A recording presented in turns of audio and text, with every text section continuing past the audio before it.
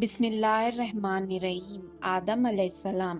آدم علیہ السلام اللہ کے پہلے نبی اور پیغمبر تھے جنہیں اللہ نے خود اپنے ہاتھوں سے بنایا، اور ہم سارے انسان انہی کی نسل ہے۔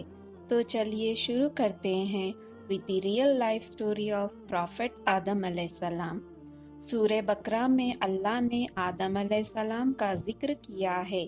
جب اللہ نے انسان کی مخلوق کو پیدا کرنے کا ارادہ کیا تو اللہ نے فرشتوں سے فرمایا، میں زمین میں اپنا ایک خلیفہ بنانے والا ہوں۔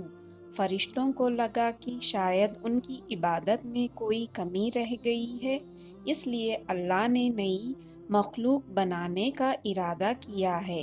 فرشتوں نے اللہ سے کہا، اے اللہ، ہم تیری تسبیح، حمد اور پاکی بیان کرتے ہیں۔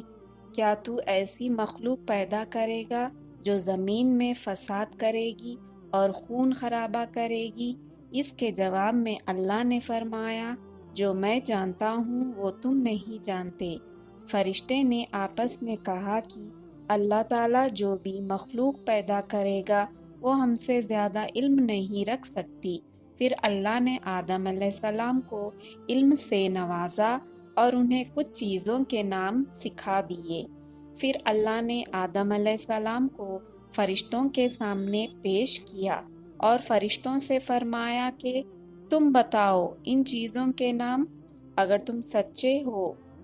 فرشتوں نے کہا کہ ہم اتنا ہی علم جانتے ہیں جتنا تو نے ہمیں سکھایا ہے، اس کے سوا ہمیں کچھ نہیں معلوم۔ پھر اللہ تعالیٰ نے فرمایا، اے آدم، تم بتا دو ان کو ان چیزوں کے نام۔ پھر جب آدم نے ان چیزوں کے نام بتا دیے تو اللہ نے فرشتوں سے فرمایا کہ میں نہ کہتا تھا کہ میں آسمانوں اور زمین کی پوشیدہ چیزوں کو جانتا ہوں۔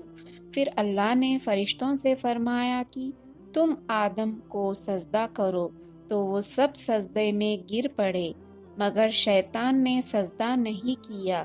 اللہ نے فرمایا کہ اے ابلیس، تجھے کیا ہوا کہ تو سجدہ کرنے والوں کے ساتھ شریک نہ ہوا؟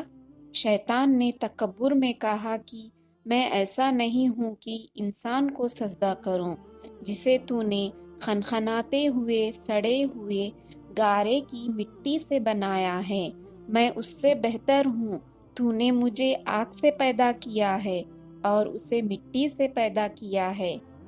اللہ نے شیطان سے فرمایا، یہاں سے نکل جا، تو مردود ہے اور تجھ پر قیامت کے دن تک لعنت برسے گی۔ شیطان نے کہا، مجھے قیامت تک مہلت دے۔ اللہ نے فرمایا کہ تجھ کو مہلت ہے۔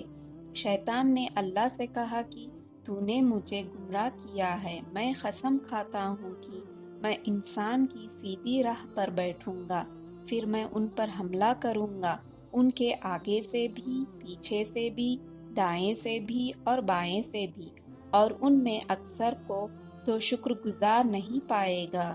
اللہ نے فرمایا، تو یہاں سے نکل جا، جو ان میں سے تیرا کہنا مانے گا تو میں ضرور تم سب سے جہنم کو بھر دوں گا، بے شک میرے خاص بندوں پر تیرا ذرا قابو نہیں چلے گا۔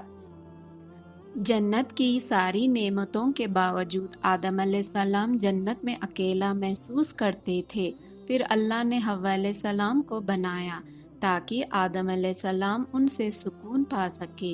اللہ نے فرمایا، اے آدم، تم اور تمہاری بیوی جنت میں رہو، پھر جس جگہ سے چاہو تم دونوں کھاؤ، لیکن اس درخت کے پاس مت جانا ورنہ تم ظالموں سے ہو جاؤ گے۔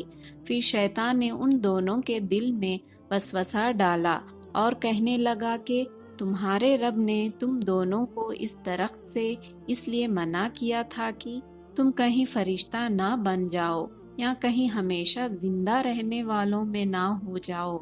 اور شیطان نے قسمیں تک کھا لی کہ وہ ان کا خیر خواہ ہے، بس مردود نے دھوکہ دے کر ان کو درخت کی طرف کھینچ ہی لیا۔ جب حضرت آدم اور حوا علیہ السلام نے درخت کے پھل کو کھا لیا تو ان کے سطر کی چیزیں کھل گئیں اور وہ درختوں کے پتوں کو توڑ توڑ کر اپنے اوپر چپکانے لگے اور سترک چھپانے لگے۔ پھر اللہ نے ان کو پکارا اور فرمایا، کیا میں تم دونوں کو اس درخت سے منع نہ کر چکا تھا اور یہ نہ کہہ چکا تھا کہ شیطان تمہارا کھلا دشمن ہے؟ حضرت آدم اور حوا علیہ السلام نے کہا کہ اے ہمارے رب، ہم نے اپنے اوپر ظلم کیا، اور اگر آپ ہمیں نہ بخشیں گے اور ہم پہ رحم نہ فرمائیں گے تو پھر ہم تو ضرور تباہ ہو جائیں گے۔ اللہ نے فرمایا کہ تم سب جنت سے نیچے اتر جاؤ، اب سے تم ایک دوسرے کے دشمن ہو، اور تمہارے لیے زمین پر رہنے کی جگہ ہے اور ایک مدت تک نفع حاصل کرنا۔ اب تم کو وہی زندگی گزارنی ہے اور وہیں مرنا ہے اور وہیں پھر سے پیدا ہونا ہے۔ دنیا میں آنے کے بعد آدم علیہ السلام نے اللہ سے 40 سال تک معافی مانگی۔ پھر اللہ نے آدم علیہ السلام پہ رحم کھا کے انہیں معاف کر دیا اور فرمایا کہ تم اور تمہاری اولاد دنیا میں رہو۔ آدم علیہ السلام کی کہانی سے یہ سبق ملتا ہے کہ انسان غلطی کرے تو اللہ سے معافی مانگے۔ شیطان ہمیشہ گمراہ کرنے کی کوشش کرے گا، اس لیے اس کی باتوں میں نہیں آنا چاہیے۔